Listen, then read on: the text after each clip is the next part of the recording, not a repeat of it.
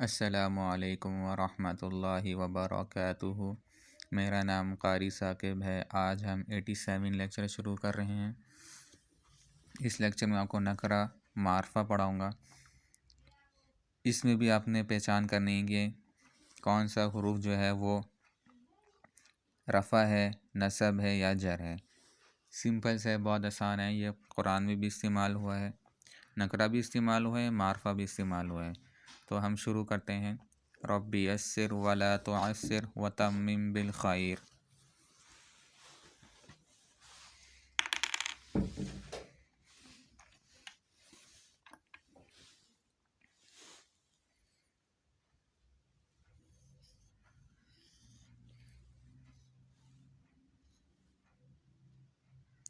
किताबुन में ले रहा हूँ।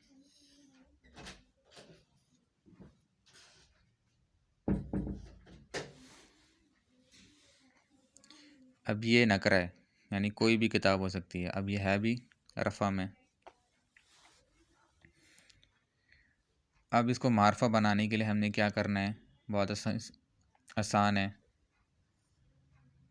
ये देखें,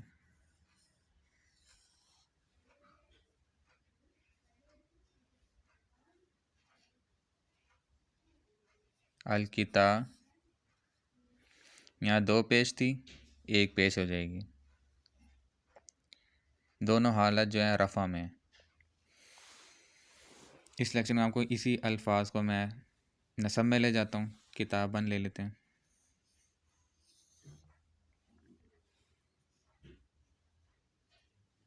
किताबन। अब ये मारफा बनेगा तो क्या होगा, ये देख लें।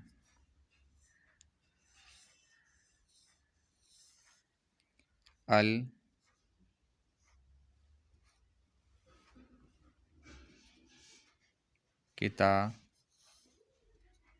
किताबा हो जाएगा। रूफ़ मद्दा भी बन रहा है। ज़बर है, आपने चेक करनी, ज़बर है, ज़बर के बाद आपने क्या करना है, अलिफ आएगा। पूरे कुरान में आपको ज़बर के बाद अलिफ मिलेगा। इस ता को लंबा कर रहे हैं अलिफ की वजह से। और दो ज़बर के साथ आपको क्या क्या दो हर्फ आते हैं, अलिफ और या। लेकिन कुरान में सबसे ज़्यादा इस्तेमाल अलिफ हुआ है दो ज़बर के बाद। अब यहाँ पे अल किताबा होगी है। अब इसकी जर वाली हालत भी हमने देखनी है।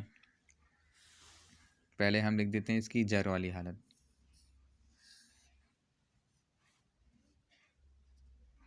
किताबिन। अब ये मारफा बनेगा। ये मैंने नकरा बनाया है, नकरा। कितना, कोई भी किताब होगी। अगर मैंने अल लगा दूंगा इसका मतलब ये है कि कोई ख़ास किताब है। अब मैंने तीनों हालतें लिख दी हैं। ये रफ़ा में है, ये नसब में आ गया है, और ये अब मैं जो लिख रहा हूँ ये जर वाली हालत है। अब इसकी दो ज़ेर है तो इसका हमने एक ज़ेर ख़त्म करनी है। ये देखें,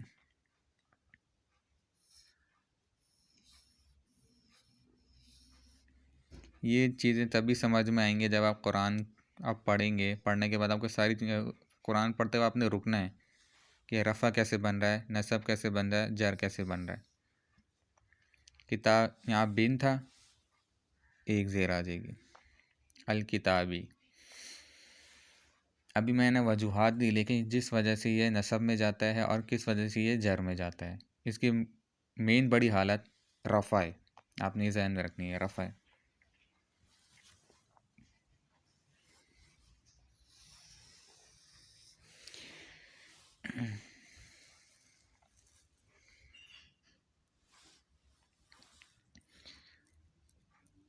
बस आपने ये ज़हन में रखना है कि नकरों को मारफा बनाने के लिए क्या करेंगे। अगर दो पेश होगी तो एक पेश में तब्दील हो जाएगी।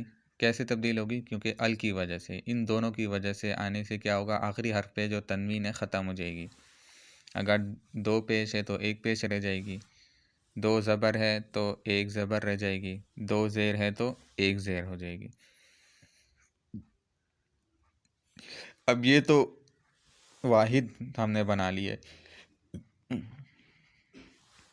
इसकी मुसन्ना की रफ़ा भी पता होनी चाहिए।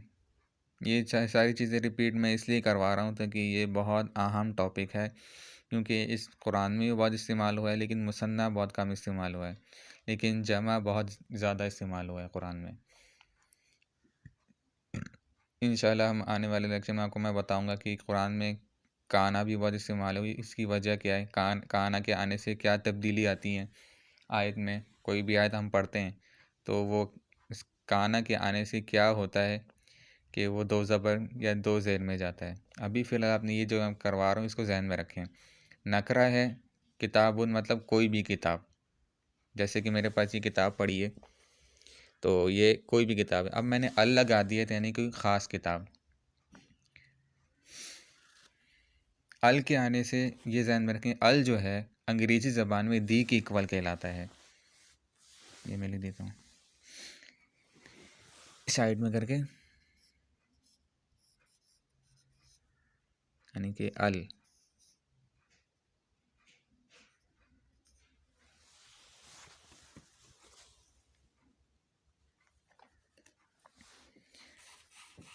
अगर अल जब हम अल लिखेंगे ना तो इसका मतलब अभी दी से किसका तर्जुमा किया जाए, अल किताबु, यानी कि द बुक।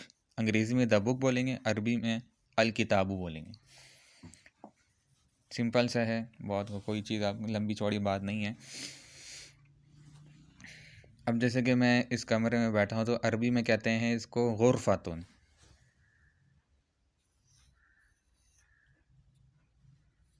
गुरफ़तुन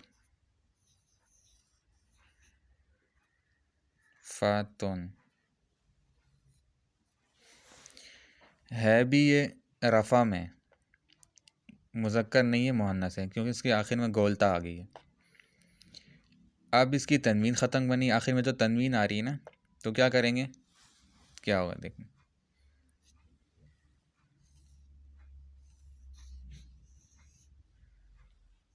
अल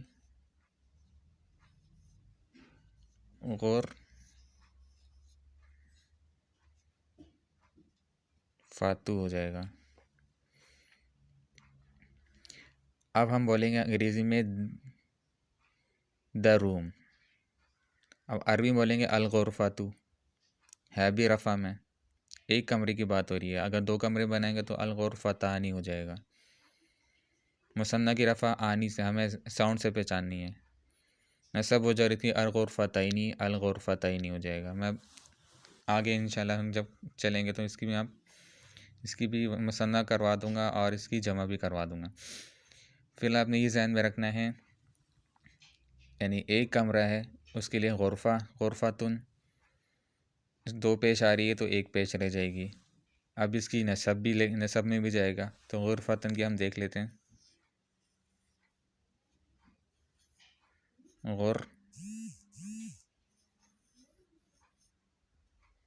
गुरफ़तन। एक चीज़ आपने नोट करनी है, दो ज़बर के साथ हमने बताया था क्या आता है, अलिफ आता है। यहाँ पे मैंने दो ज़बर के बाद अलिफ लिखा है, लेकिन यहाँ क्यों नहीं आ रहा, क्योंकि ये गोलता है। पूरे कुरान में आपको जब भी आप कहीं आयत आप पढ़ें दो ज़बर हो और उसके नीचे गोलता यानी कि ये हा बनी हो और उसके ऊपर दो नुक्ते हों तो अब अलिफ नहीं आएगा। एक हालत आपको पता होनी चाहिए कुरान की आयत पढ़ते वक्त, आपको दो ज़बर के बाद कब अलिफ नहीं आता, जब इस तरह की हालत हो, ये हा बना हो और उसके ऊपर दो नुक्ते हों। हालांकि आना चाहिए था लेकिन क्यों नहीं आ रहा, इसकी वजह से। अब ये मारफा बनेगा तो